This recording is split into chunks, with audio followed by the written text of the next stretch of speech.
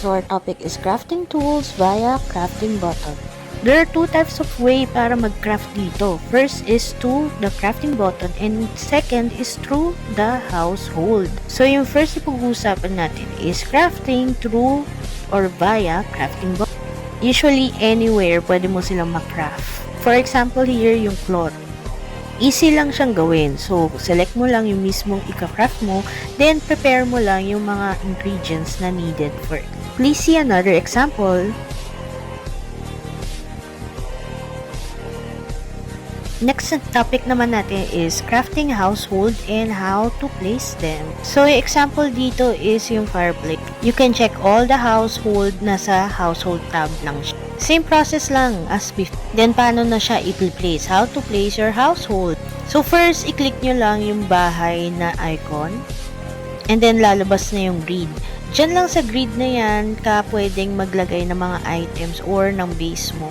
So, place mo lang siya, then check. So, next topic naman natin, how to craft using your household. So, first, lapitan nyo muna yung household na gusto nyong gamitin. Pag lumabas na yung green outline, click nyo na yung crafting tool.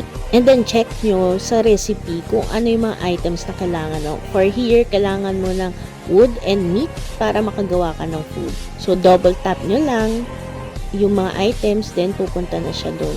Note ko lang na may oras yung crafting. So, pwede ninyong antayin o kaya mag-coins kayo kung madali or manood kayo ng ad. Another example naman is ito, yung sa workbench.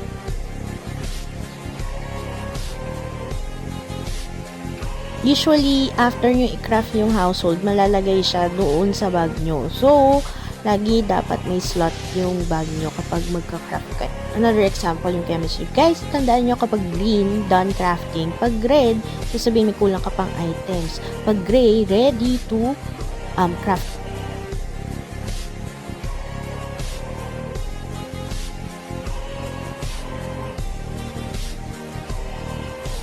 Please pay attention doon sa kanyang flooring. Some household requires different flooring. So, dito, kailangan mo i-plank. So, i-upgrade mo muna yung floor bago mo siya ilagay. Another example, after, kung paano ka magka-craft. Yan.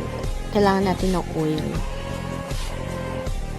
If hindi ka sigurado saan i-craft siya, pwede nyo i-click yung mismong icons, then makikita nyo saan. See you sa next video!